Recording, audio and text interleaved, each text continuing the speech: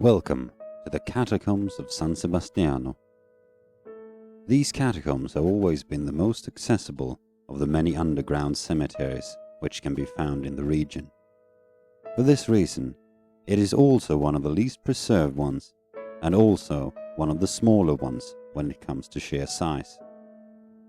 However, the word smaller really has to be put into context here, as the tunnels have a total length of around 11 kilometers. So the fact that it is one of the smaller catacombs doesn't take away from the fact that it is absolutely huge. Exactly when the catacombs were constructed is hard to say. What the historians do know is that the catacombs were built first and that the basilica in turn was built on top of them. The catacombs were built mainly as a cemetery for Christians and as a place to hold secret religious meetings during the worst times of the Christian persecution. As previously mentioned, the basilica was constructed after the catacombs. More precisely, the original basilica was constructed in the 4th century AD. Its official name is San Sebastiano fuori le mura, meaning San Sebastiano outside the walls. This name refers to the fact that the basilica is built outside the Aurelian walls. The reason for using this name is to differentiate the basilica from the Church of San Sebastiano on the Palatine Hill in Rome. The basilica is dedicated to a popular Roman martyr of the 3rd century, Saint Sebastian. However, this dedication only dates back to the 9th century. The basilica was initially known as Basilica Apostolorum, meaning the Basilica of the Apostles.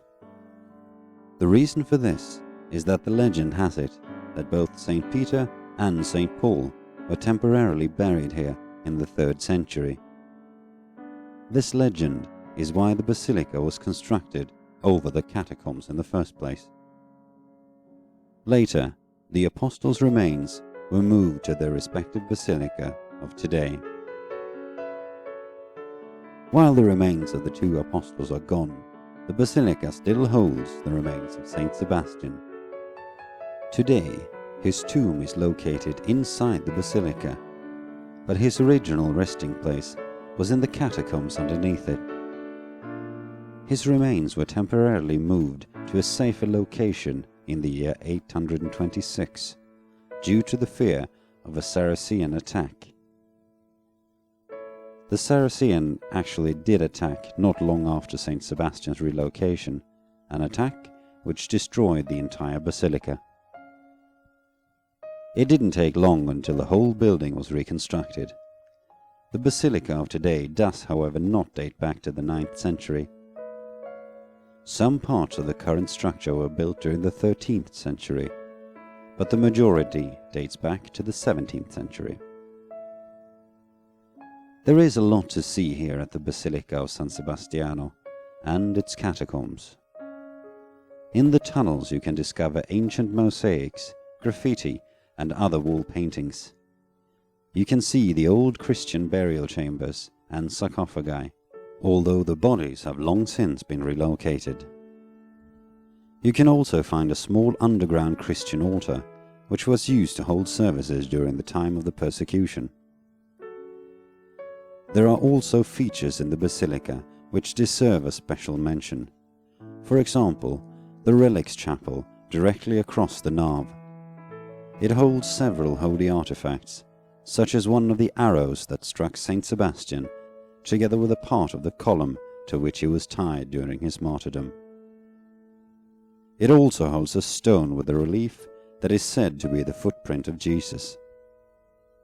The basilica is also home to a beautiful bust of Saint Sebastian, which has been attributed to the famous Italian Renaissance artist Bernini. This place was until the year 2000 one of the 7 pilgrim churches of Rome, a place all Roman Catholics were expected to visit. Despite the fact that it has now lost that status, many pilgrims still include it in the list of must-visit places. The site has however not lost its popularity as a tourist destination, and it is visited by thousands of people each year.